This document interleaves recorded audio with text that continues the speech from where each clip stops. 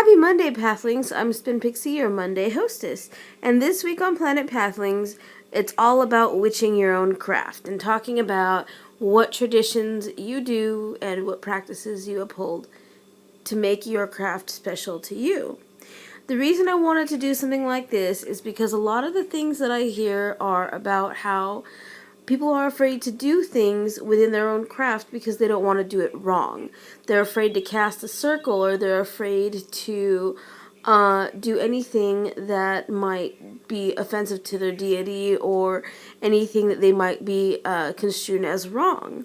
And I just wanted to tell you first and foremost that nothing you do is wrong. Everyone has a different brand of craft that they do. This is not a cookie cutter religion, and no one person is going to do their craft in exactly the same way.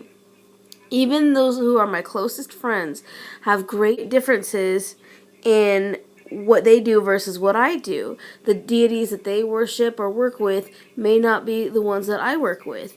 The practices that they uphold as being ethical, may not be exactly the same as mine, or vice versa. My practices may not be as ethical as some. It just depends on, your own personal views. So in this video, I am going to talk about witching your own craft.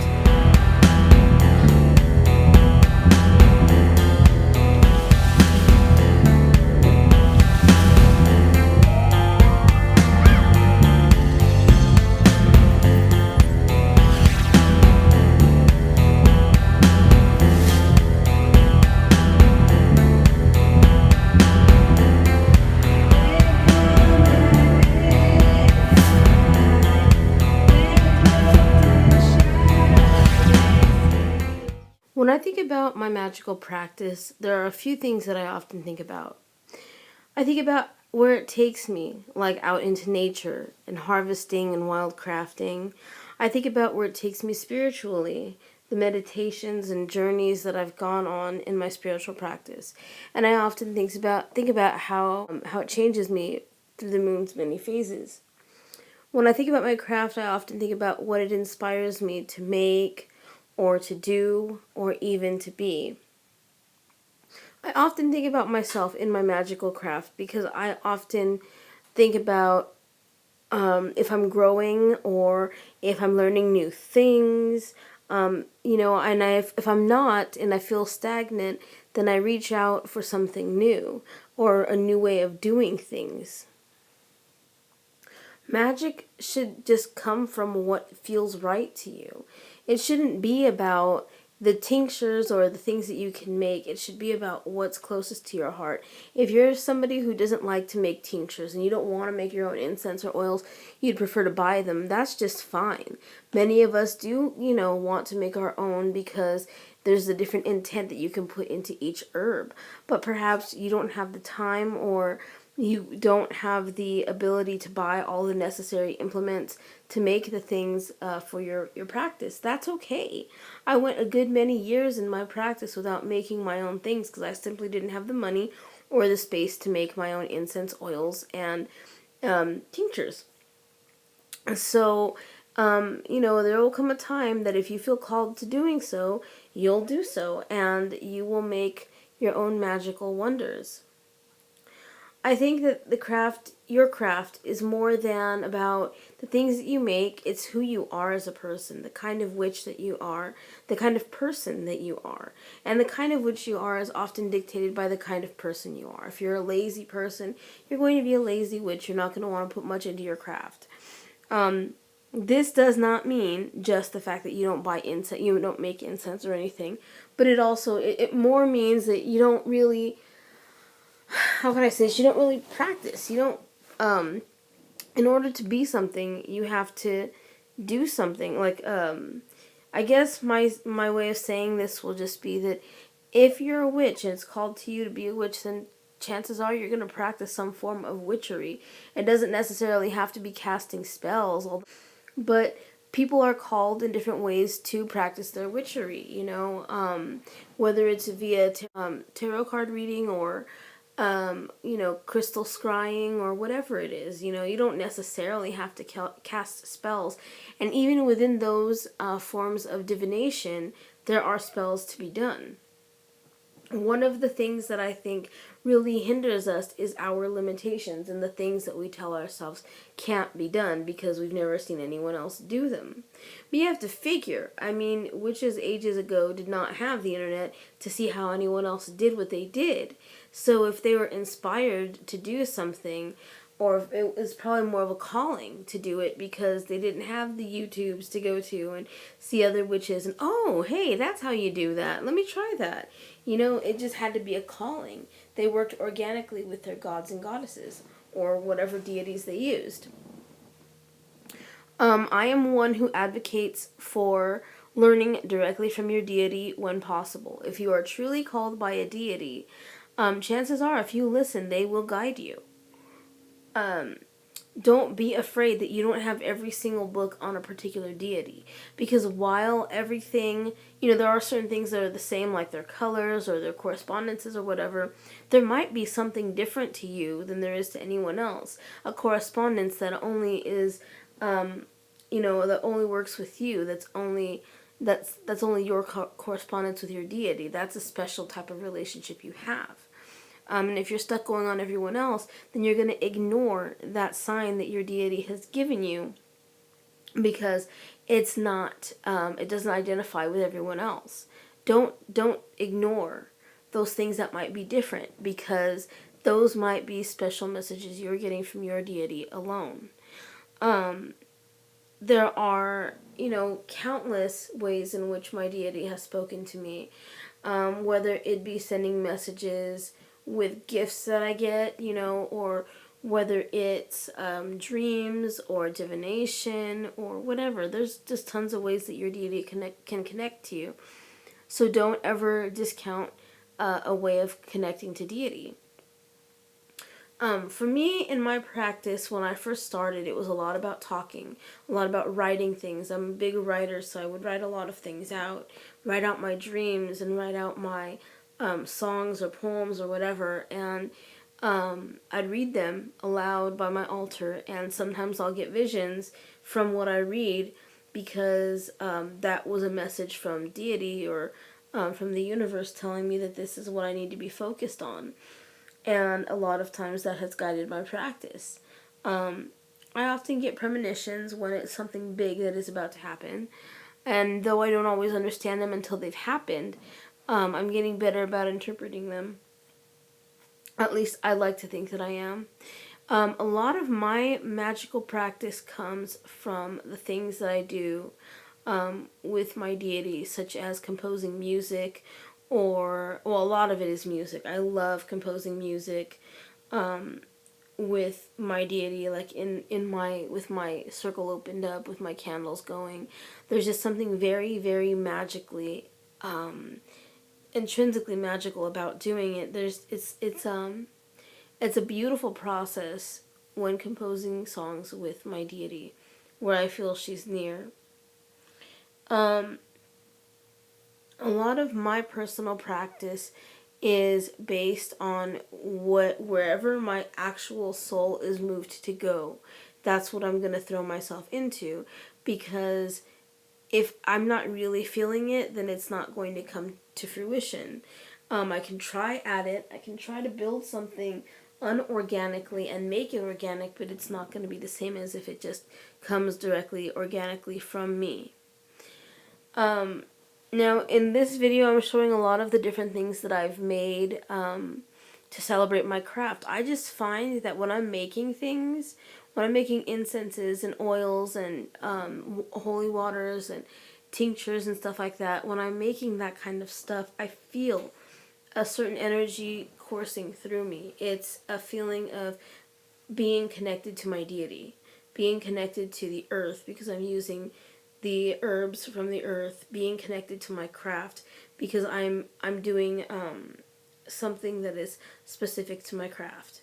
I really enjoy being able to put forth the effort and being able to have the time and space to put forth the effort into the incense that I burn. Because not only do I have that stamp of it being me with the work the labor I put into doing it, but all those herbs that I put into the incenses that I'm doing are correspondences. They're cues. They're, scent cues for me as to this is what I'm trying to bring into my life. This is what I'm trying to cultivate. This is what I'm trying to manifest. And when it's something that is organic to you, something that cues you visually or your senses or whatever emotionally, then you're going to really feel what you're trying to bring into being, and there's not going to be anything that stops you. I believe that if you can want to be anything that you want to be. You can try to be anything that you want to be. But something that you are just is, and you don't have to try. If you find that you make an altar and you're standing in front of it and you don't feel connected to it, try a few things. Try saging it and cleansing it, and try, really connecting to it. But if after a little while it just doesn't feel right, then maybe that isn't for you. That doesn't mean that you're not a witch. It just means that maybe your practice might be outside. Try moving your altar outside. Try different things, to find what suits you. But if really you're not feeling it, if you're not called to cast circles and do spells or divination or anything really that witches would do, then perhaps you're not a witch. You can be pagan and not be a witch. You can be pagan and have beliefs of the pagans and not take on any deities or spell casting, but you can believe that the energy is there, in your own way. And a lot of things that I think that people also gloss over is just being New Age. Having a New Age soul or a New Age spirit with the openness to the fact that there may be many gods and deities out there, goddesses out there. There may be millions of energies at work. And having a more New Age philosophy than anything else. And maybe you're not a witch. Maybe you're simply just, a New Age spirituality, and that's fine too. I think that people tend to zoom right into witchcraft and the fact that they're a witch because they have alternative beliefs as far as religion goes. There are other things out there besides being a witch. And some people I've seen and some people I've come into contact with, they, they seem like they have more of a New Age spirit than the spirit of a witch. And there's nothing wrong with that. Absolutely nothing wrong with that. It's your own path, You do what you feel is right. And that's the other thing.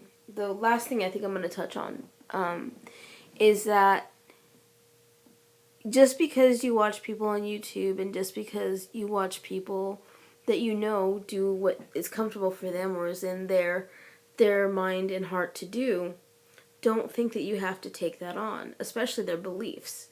When I was very young into my craft, I had a friend who said a lot of bad things about hoodoo and voodoo, and had me really kind of scared of it because it was supposedly bad and black magic and all this other stuff. But once I actually looked at it for myself, I realized that it was her fear of the unknown that was really her downfall, and I didn't want to live in that box. So I learned, I learned about these different religions, these different sects, and I really respect them and have some of them as natural practices. You know what feels natural to you. If you wake up in the morning and you think, hey, I want to light a stick of, incense and do some meditation, and that feels right to you, you know what natural feels like for you. If you're doing something that feels scary or wrong or like you shouldn't be doing it, then perhaps it's not time for you yet. It doesn't mean that it'll never happen. It just means that not yet. I really feel for those people who think that everything that they do in their craft is wrong because it's your craft. And it's all about what makes you feel one with your source energies. And no matter what anyone else does, that doesn't have to be your way of doing things. Everything that I can tell you about my craft is probably different than 20,000 other people out there. And I don't care, because it's my craft. I respect everyone else's way of doing things, but my way is my way, and it suits me. And that's kind of the philosophy that you have to have. So don't be afraid to be your own witch. Get in your circle and cast your first circle. If you're one of those out there, and I've gotten a lot of comments on my personal channel about this, that's afraid to cast your first circle because you're afraid of doing it wrong. Do you honestly believe that, the divine is going to be so judgmental that they're going to smite you for messing up your first circle? I don't. I think that deities are more like loving parents, especially the ones that have chosen you, whether you know it or not. They're like parents watching their children grow. And, when we cast a first circle, it's like a parent watching their kid walk. They're going to fall down. They're going to forget what they're doing and land on their butt. They're going to do a lot of things that are going to cause them to make a mistake. But it's simply that. And they'll watch you grow as you watch yourself grow. And it's an awesome feeling to go from that trembling first hand casting the circle to being that powerful witch, to being that witch that knows himself or herself enough to just grab 4 or 5 herbs and make a tincture or an incense. It's going to go from that beginning stage to where you need it to go. And the thing to remember is that, there's no set pace. You go at your own pace. So that's pretty much my take on witching your own craft, and I hope you guys have enjoyed this video. Please rate and share and subscribe and do all that stuff. Leave comments. I love your comments. So do all that stuff. Get active. This is here for you guys. If you are pathlings out there, please consider subscribing to the Facebook group and making your voices heard. We're always looking to answer your questions and to help you guys out. So until next time, I'll see you later. Many blessings. Bye-bye.